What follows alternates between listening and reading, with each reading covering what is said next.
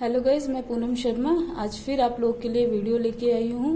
और आज मैं जो लेके आई हूँ वीडियो आप लोगों के एग्ज़ाम पॉइंट ऑफ व्यू से बहुत इम्पोर्टेंट है कि हम लोग बेटर तरीके से, किस तरीके, बहुत अच्छे तरीके से अपने एग्ज़ाम को, अपने क्वेश्चंस को अटेंड करें। यानी एक पैटर्न कैसा, एक पर्टिकुलर पैटर्न होना चाहिए आंसर को अटेंड करने का। तो आंसर को अटेंड करने का पैटर्न कैसा होना चाहिए ताकि आपका क्वेश्चन का जो वेटेज है, जो आंसर है आपका, वो फुल आप लोग मैक्सिमम मार्क्स उसमें स्कोर कर सके, गेट कर सके। तो इसके लिए मैं एक पैटर्न लेके आई हूँ, how to attend proper answer in exam with pattern. तो आप पैटर्न को कैसे फॉलो करें, क्योंकि रेगुलर जो बच्चे होते हैं, स्टूडेंट्स होते हैं, वो हमेशा एक पैटर्न को फॉलो करते हैं प्रॉपर एग्जाम में, जिससे उनके बहुत अच्छे मार्क्स स्कोर करते हैं वो। इसी तरीके से जो भी एसवाईएल के, एनसीबीएफ के स्पेशल बच्चे हैं, स्पेशली उनको भी पैटर्न फॉलो करना बहुत कम सिखाया जाता है। तो मैं इसीलिए स्पेशली मैंने ये वीडियो आप लोगों के लिए बनाया ताकि बच्चे पैटर्न को फॉलो करें एग्जाम में। इसको ध्यान में रखें, हर आंसर के लिए एक पर्टिकुलर पैटर्न होता है। जितने भी क्वेश्चंस होते हैं उनके आंसर को अटेंड करने का एक कला होता है, पैटर्न होता है, तरीका होता है। उसको आप लोग एग्जाम में ध्यान रखते हुए अटेंड करें प्रॉपर, अपने नोट्स बनाएं और देखिएगा आपको बहुत फर्क नजर आएगा कि जितने भी प्रीवियस ईयर के आपके आंसर्स रहे हैं, जितना भी स्कोरिंग मार्क्स रहा है, उसके वेटेज में बहुत ज्यादा इंक्रीज होगा आपका आंसर, आपका मार्क्स जो है इंक्रीज होगा अगर एक पैटर्न को फॉलो करेंगे।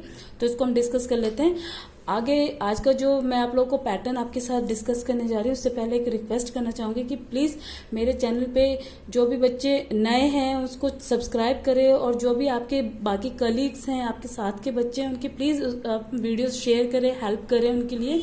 और वीडियो को प्रॉपर पूरा देखा करें आप लोग, क्योंकि पूरा नहीं देखते तो आप लोग कई बार ऐसे क्वेश्चंस मेरे से पुट करते हैं। मेरे को आंसर, मैं हमेशा आंसर करने के लिए आप लोग के लिए प्रेजेंट हूं, पर आप लोग वीडियो पूरा नहीं देखते। पूरा देखेंगे तो आपका जो आंसर आप मेरे से पूछते हैं उसका आंसर उस वीडियो में ही होता है। तो आप लोग प्लीज थोड़ा टाइम दीजिए अपने स्टडी को, अपने वीडियो को पूरा देखा करें। उसकी हेल्प से आप अपने सेल्फ प्रिपेयर्ड नोट्स रेडी करें। इससे होगा क्या कि आप लोगों को अच्छे से एक तो कॉन्सेप्ट क्लियर हो जाएगा पर्टिकुलर, दूसरा आपको एग्जाम का आंसर जो है वो अटेंड करने का तरीका आ जाएगा।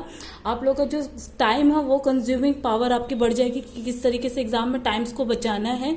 हम अभी घर में नोट बनाएंगे तो आप लोग यूज टू हो जाएंगे कि किस तरीके से पर्टिकुलर क्वेश्चन का आंसर अटेंड करना है। और अगर उस आंसर को आप एक पैटर्न से अटेंड करते हैं तो वो प्रॉपर आपका आंसर अटेंड करना होगा, जिससे आप अच्छा स्कोर कर पाएंगे एग्जाम में, अच्छे मार्क्स गेट कर पाएंगे। ठीक है, तो स्टार्ट करते हैं। सबसे ज्यादा इंपॉर्टेंट होता है फर्स्ट कि आपका एग्जाम जो है वो 3 आवर्स का होता है। सभी बच्चों को पता है, मैं कुछ नया नहीं बता रही हूँ।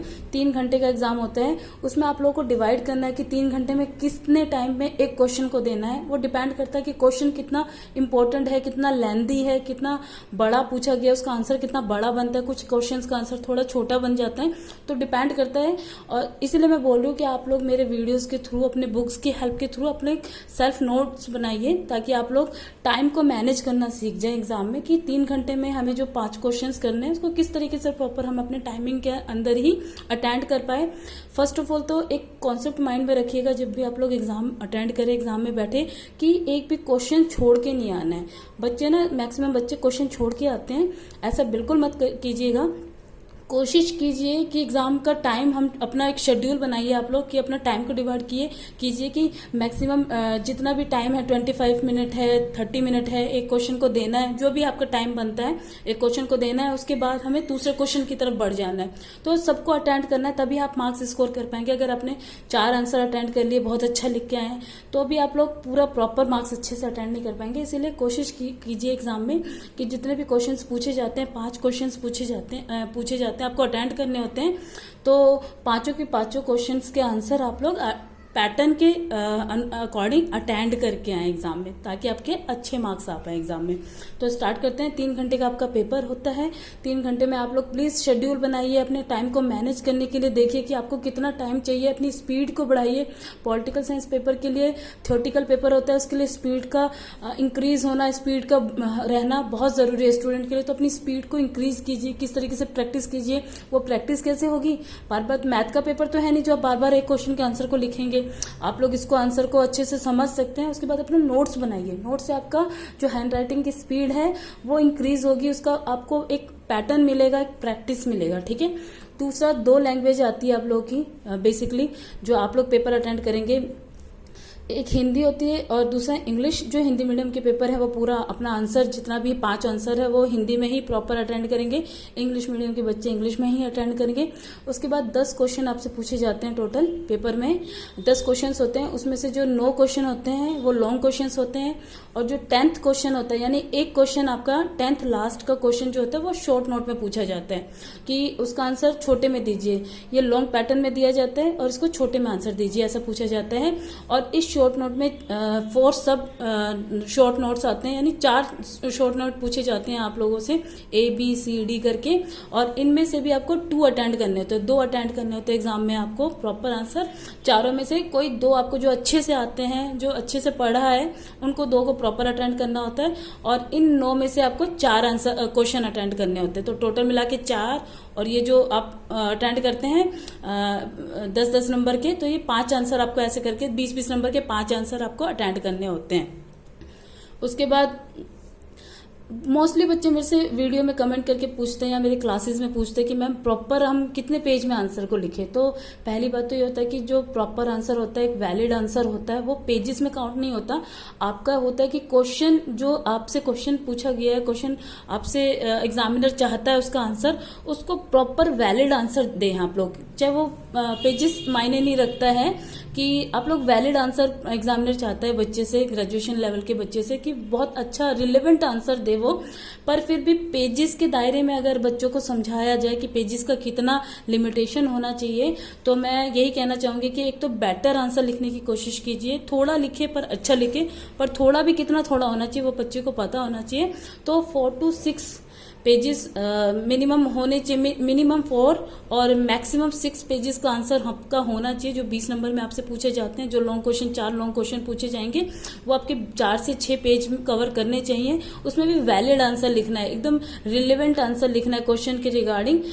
तो आप लोग अच्छे मार्क्स गेट कर सकते हैं। जो BA प्रोग्राम के बच्चे, ऑनर्स के पेपर के बच्चे हैं, वो सेम पैटर्न पे अच्छे मार्क्स स्कोर कर सकते हैं एग्जाम में। बात की जाती है शॉर्ट आंसर्स की। जो शॉर्ट नोट, 2 शॉर्ट नोट पूछे जाते हैं 10 नंबर के, यानी 2 नोट को मिला के 20 नंबर का हो गया। 4 क्वेश्चन इधर से पूछा जाता है, 1 क्वेश्चन इधर से 10-10 नंबर का, यानी 20 का पूछा जाता है, तो टोटल 5 हो जाते हैं आपका। तो शॉर्ट नोट जो पूछे जाते हैं, 2 शॉर्ट नोट आपको अटेंड करने होते हैं। उसके लिए 2 से 3 पेजेस इनफ होते हैं, यानी मिनिमम 2 पेजेस होने चाहिए, मैक्सिमम 3 पेजेस होने चाहिए। उसमें एक आंसर पर्टिकुलर इनफ होता है। क्यों?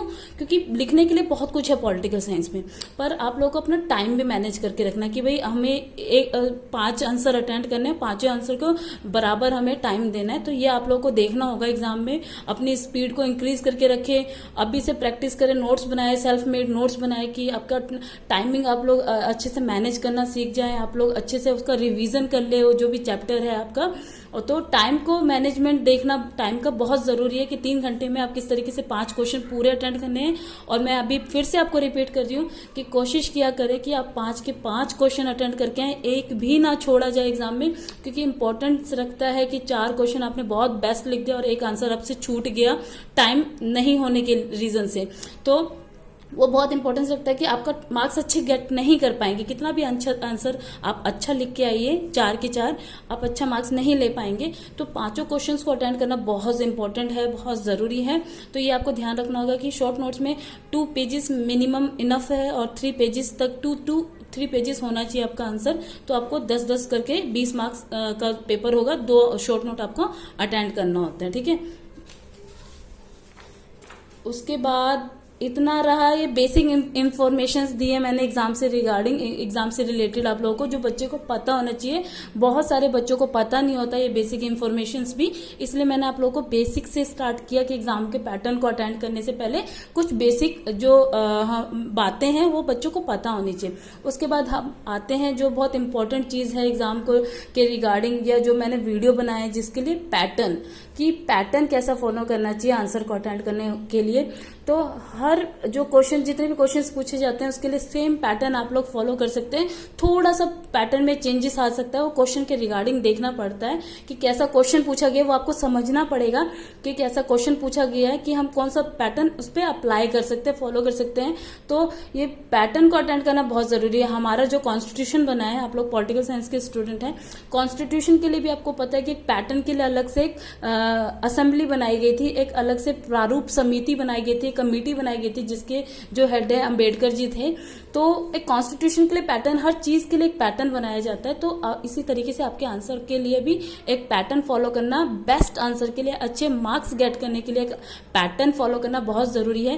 क्योंकि आंसर तो आप लोग भी अटेंड करते हैं, आंसर रेगुलर के बच्चे भी अटेंड करते हैं, पर मार्क्स में बहुत डिफरेंसेस होते हैं दोनों जो बच्चे हैं। तो एक रेगुलर के बच्चे का बहुत अच्छे मार्क्स इसीलिए आते हैं क्योंकि वो प्रॉपर उनको पैटर्न अटेंड करना सिखाया जाता है उनके क्लासेस में। और इसीलिए मैं ये वीडियो लेके आई हूँ। मेरा पर्पस है कि आप लोगों को भी पैटर्न अटेंड करना आना चाहिए, पैटर्न से अपने क्वेश्चंस को अटेंड करें आंसर को, और देखिएगा फर्क कि कितने आप लोग बेटर स्कोर करेंगे आप लोग। ठीक है, तो पैटर्न में क्या होना चाहिए, सबसे पहला इंट्रोडक्शन आता है। कोई भी क्वेश्चन आपसे पूछा गया तो उस क्वेश्चन से रिगार्डिंग जो भी बेसिक इंफॉर्मेशन जो आप जानते हैं उसको इंट्रोडक्शन में लिखेंगे, यानी इसको भूमिका या प्रस्तावना कहते हैं। उसमें लिखेंगे कि जितना भी क्वेश्चन है उसके बारे में थोड़ा भी बेसिक जो भी जानते हैं वो बेसिक बातें लिखनी, सब कुछ नहीं लिख देना, क्योंकि उसका आंसर देना आपको, अपना एग्जाम का जो आंसर है वो 4-5 पेजेस का बनाना है, 20 नंबर का आंसर अटेंड करना है। तो थोड़ा सा इंट्रोडक्शन बांधना है, कब वो चीज स्टार्ट हुई है, कैसे स्टार्ट हुई है, क्या क्या रहा है, इतना बेसिक ठीक है। थोड़ा बहुत आप लोग आधे पेज में इसको कवर कर सकते हैं इंट्रोडक्शन को। उसके बाद जो क्वेश्चन पूछा जाता है उसके रिगार्डिंग रिलेवेंट, उस क्वेश्चन से रिलेवेंट आंसर आपको लिखना है आंसर शीट पे, कि क्या क्वेश्चन पूछा गया है, उसका आंसर जो बनता है वो रिलेवेंट आंसर आपको अटेंड करना है। और आंसर भी 2 टाइप के हो सकते हैं। क्वेश्चन आप लोग डिपेंड करता है कि क्वेश्चन कैसा पूछा गया है। तो क्वेश्चन कई बार 2 तरह के पूछे जाते हैं। एक जिसका आंसर आप थ्योरेटिकल दे सकते हैं, यानी निबंध के रूप में, ऐसे के रूप में दे सकते हैं कि आपको पूरा पेजेस पे लिखना है, 3 से 4 पेज आपको लिख के भरना है ऐसे के टाइप में। और दूसरा कि आप अपने आंसर को पॉइंट्स में गेट कर सकते हैं, पॉइंट्स में बना सकते हैं। तो मैक्सिमम जितने भी क्वेश्चन है कोशिश करें जो क्वेश्चन के आंसर पॉइंट्स में बन सकते हैं उनको पॉइंट, इंट्रोडक्शन के बाद उनको पॉइंट में अटेंड करो और पॉइंट्स को एक्सप्लेन करें अच्छे से। पर कुछ आंसर्स ऐसे होते हैं जिनको पॉइंट्स में एक्सप्लेन करना मुश्किल होता है। बहुत मिनिमम आंसर्स ऐसे होते हैं, कम आंसर होते हैं पर होते हैं। तो कुछ वो डिपेंड करता है, वो आप लोगों को समझना पड़ेगा कि हमसे कैसा क्वेश्चन पूछा गया है। तो अगर कुछ क्वेश्चंस ऐसे हैं जिनको थ्योरेटिकल उनके आंसर को अटेंड करना है, एक ऐसे के फॉर्मेट में आपको अटेंड करना है, तो उसको थ्योरेटिकल बोला जाता है। तो आपको इंट्रोडक्शन के जस्ट बाद आपको थ्योरेटिकली पेपर को अटेंड करना है। और जो आंसर्स अगर आपके पॉइंट्स पे बनते हैं तो उनको पॉइंट्स बना के 1 2 3 करके और उन पॉइंट्स को अच्छे से एक्सप्लेन करके आपको अटेंड करना है। थर्ड जो बहुत इंपॉर्टेंट बात आपको लोगों को ध्यान में रखना है, नोट करके रखना है, कि आंसर अटेंड करने के बाद आपको आंसर के रिगार्डिंग देखना है कि उसके मेरिट्स क्या हैं आंसर के, उसके डिमेरिट्स क्या हैं, यानी उस आंसर के गुण क्या बनते हैं, अच्छी अच्छी पॉजिटिव बातें, सकारात्मक बातें क्या बनती है, थर्ड पॉइंट में वो लिखोगे। और उसी आंसर का कुछ ना कुछ नकारात्मक पहलू भी बनता होगा, नेगेटिव पॉइंट्स भी बनते होंगे, उसको अलग से अटेंड करना है। यानी अपने आंसर्स को थोड़ा बड़ा बनाना है। 20 नंबर का आंसर है, क्वेश्चन पूछा गया, तो उसको अपने आंसर को भी बड़ा बनाना पड़ेगा, तभी आप लोग 20 में से अच्छे मार्क्स स्कोर कर पाएंगे। ठीक है, अगर आंसर का कोई गुण नहीं बनता और उसकी सिर्फ आलोचना या क्रिटिसाइज उसको किया जा सकता है, क्रिटिसिज्म बनता है उसका, कोई भी इसका, कुछ क्वेश्चंस के आंसर ऐसे होते हैं पॉलिटिकल साइंस में मैक्सिमम ऐसे होते हैं कि भाई उसका कोई भी पॉजिटिव पॉइंट है ही नहीं। मैम कोई बच्चे बोले अगर पॉजिटिव पॉइंट कोई बनता ही नहीं तो उसको क्रिटिसाइज करेंगे। मैरिट डिमेरिट पॉइंट वाला नहीं लिखेंगे हम, सीधे के सीधे डिमेरिट भी नहीं लिखेंगे, उसकी जगह हम लोग एक वर्ड लिखते हैं आलोचना, क्रिटिसाइज। उस आंसर को हम लिखेंगे क्रिटिसाइज, और जिसके मैरिट डिमेरिट दोनों बनते हैं उसको हम लिखेंगे मैरिट और डिमेरिट। यहाँ क्रिटिसाइज नहीं लिखेंगे, हम क्रिटिसाइज नहीं करेंगे, क्रिटिसाइज का पूरा काम ये डिमेरिट जो पॉइंट है ये करेगा। तो जिसके दोनों ही गुण और दोष यानी मैरिट डिमेरिट दोनों विशेषता बनती हैं जिस भी आंसर की, जिसके भी पॉजिटिव और नेगेटिव दोनों पॉइंट है उसमें हम मेरिट लिखेंगे, डिमेरिट्स लिखेंगे। और जिसके सिर्फ नेगेटिव पॉइंट्स बनते हैं इस आंसर की, सिर्फ आलोचना ही हो सकती है, इसको सिर्फ क्रिटिसाइज, इसके सिर्फ नेगेटिव पॉइंट्स बनते हैं तो आप थर्ड नंबर पे लिखेंगे उसकी आलोचना, उसको क्रिटिसाइज करेंगे अच्छे से, उसको पॉइंट में या थ्योरेटिकली कैसे भी आप लोग इसको क्रिटिसाइज कर सकते हैं। ठीक है, लास्ट में आपका होता है कंक्लूजन। बहुत सारे मैक्सिमम जब मैं पेपर चेक करती हूँ एग्जाम्स में, मैंने देखा कि बच्चे कंक्लूजन मिस कर देते, पूरा पैटर्न फॉलो करते हैं कई बार, या थोड़ा बहुत पैटर्न फॉलो जरूर करते हैं पर कंक्लूजन मिस करते हैं। तो कंक्लूजन आपका लिखना बहुत जरूरी है। कंक्लूजन मतलब एक खाना पूरा अच्छा प्रॉपर खाना बनाया और उसमें हम नमक ही नहीं डाला तो क्या उसका टेस्ट आएगा? नहीं आएगा ना। कितना भी आप मन से बना लो, कितना भी प्रॉपर अच्छे वे में आप उसको डिश को रेडी करो, अगर उसमें आप नमक ही का इस्तेमाल नहीं करोगे तो खाना बिल्कुल बेकार है। तो इसी तरीके से कंक्लूजन एकदम नमक का काम करता है हमारे आंसर में। तो एक आंसर को वैलिड बनाना कंक्लूजन बनाते हैं। जैसे इंट्रोडक्शन में थोड़ी सी बातें लिख देते हैं, इसी तरीके से एंड में कंक्लूजन में क्या क्या इसके नेगेटिव और पॉजिटिव पॉइंट्स हैं उन्हीं को इन्वॉल्व किया जाता है। कंक्लूजन लिखने का एक सिंपल वे बता देती हूँ कि कई बार समझ में नहीं आता कि आप लिख सकते हो कि भाई समरी में इसको निष्कर्ष, सार, सारांश कुछ भी बोला जा सकता है। हिंदी मीडियम के बच्चों के लिए बता रही हूँ। और आप कंक्लूजन में क्या ऐड कर सकते हो, कई बार बच्चों का ये क्वेश्चन होता है कि हम क्या लिखे। तो कंक्लूजन में अच्छी अच्छी बातें तो सारी आपने इंट्रोडक्शन में लिख दी, क्वेश्चन जो पूछा गया उसका आंसर लिख दिया और आंसर का जो भी मेरिट, डिमेरिट, गुण और दोष मिलता है, सकारात्मक नकारात्मक बातें, पॉजिटिव नेगेटिव बातें, वो इसमें थर्ड और फोर्थ पॉइंट में आपने डाल दिया। और आंसर का अगर सिर्फ नेगेटिव पॉइंट्स बनता है तो आपने क्रिटिसाइज कर दिया। उसके बाद क्वेश्चन आता है बच्चों के माइंड में कि कंक्लूजन क्या लिखे। कंक्लूजन के लिए बच्चे बहुत परेशान हो जाते हैं या उनको समझ में नहीं आता। तो कंक्लूजन में हमेशा आप लोग याद रखिएगा कि नेगेटिव और पॉजिटिव जो बातें बनती हैं और थोड़े से जो आप इंट्रोडक्शन में डालते हैं, इन्हीं बातों को मिक्स करके आप लोग कंक्लूजन में एक सार में लिख सकते हैं, छोटे में लिख सकते हैं कि टीचर को पता रहे कि भाई सब बातों का निचोड़ बनाना बच्चे को आता है। तो वही पॉजिटिव नेगेटिव सारी बातें इंट्रोडक्शन और जितने क्रिटिसाइज करेंगे पॉइंट्स या गुण, मेरिट, डिमेरिट जो भी पॉइंट्स बनते हैं उसी को आप कंक्लूजन में शामिल कर सकते हैं। ठीक है। या कई बार क्वेश्चन के बाद का क्या रिएक्शन हुआ होता है उसको कंक्लूजन में आप लोग शामिल कर सकते हैं, ऐड कर सकते हैं। तो कंक्लूजन में उम्मीद है कि आपके जितने भी डाउट्स होंगे क्लियर हो गया होगा कि कंक्लूजन में क्या लिखें। तो आप लोग परेशान मत होइएगा। जितने भी इंट्रोडक्शन में पॉजिटिव पॉइंट्स लिखेंगे, जितने भी नेगेटिव और पॉजिटिव पॉइंट्स यहाँ लिखेंगे, इन्हीं का थोड़ा सा सार बना के, थोड़ा सा इनको छोटा करके आप लोग समरी बना के यहाँ पे कंक्लूजन में आप लोग ऐड कर सकते हैं, लिख सकते हैं। ठीक है। उसके बाद आपका आंसर हो जाता है कंप्लीट। पहले इंट्रोडक्शन लिखेंगे, जो भी क्वेश्चन पूछा गया उसके रिगार्डिंग थोड़ी पॉजिटिव बातें लिखेंगे, भूमिका लिखेंगे उसकी, फिर रिलेवेंट आंसर लिखेंगे। आंसर दो टाइप के हो सकते हैं, थ्योरेटिकल जिसको ऐसे टाइप बोला जा सकता है, और दूसरा पॉइंट वाइज अटेंड कर सकते हो, पॉइंट को एक्सप्लेन कर सकते हैं अच्छे से। और थर्ड पॉइंट आपका बनता है कि आंसर के रिगार्डिंग जितने भी मेरिट्स यानी पॉजिटिव पॉइंट्स बनते हैं, सकारात्मक उसके गुण बनते हैं, उसको अटेंड करेंगे। चौथा जो फोर्थ पॉइंट है उसके डिमेरिट्स जो बनते हैं, नेगेटिव पॉइंट्स है, उसको अटेंड करेंगे। अगर आंसर का सिर्फ नेगेटिव पॉइंट्स बनता है तो आप क्रिटिसाइज कर सकते हैं उसको, उसकी आलोचना लिख सकते हैं। दोनों पॉइंट लिखने की जरूरत नहीं, इसकी इनकी जगह सिर्फ थर्ड पॉइंट में आप लिखेंगे आलोचना, क्रिटिसिज्म करते हैं जो क्रिटिसाइज करते हैं। और लास्ट में आप लोग लिखेंगे कंक्लूजन, और कंक्लूजन में जो भूमिका में थोड़ी अच्छी बातें लिखी वो, और मेरिट डिमेरिट या जो भी क्रिटिसाइज बनता है क्वेश्चन के आंसर का, उसको इसमें इन्वॉल्व कर सकते हैं, शामिल कर सकते हैं। उस तरीके से आपका आंसर बहुत वैलिड और बहुत अच्छा आंसर आपका रेडी हो जाता है एग्जामिनर के लिए। तो इस तरीके से आप लोग प्लीज पैटर्न को फॉलो करके आंसर को अटेंड कीजिएगा और देखिएगा कि आप लोग अच्छा स्कोर करेंगे। ठीक है। पैटर्न को लेके मेरे ख्याल से आपके सारे डाउट क्लियर हो गए होंगे, और जो भी कुछ भी डाउट रहता है तो प्लीज कमेंट बॉक्स में मेरे साथ आप लोग अपने जो भी क्वेश्चंस है, क्वेरी है, डाउट्स है, उसको शेयर कीजिए।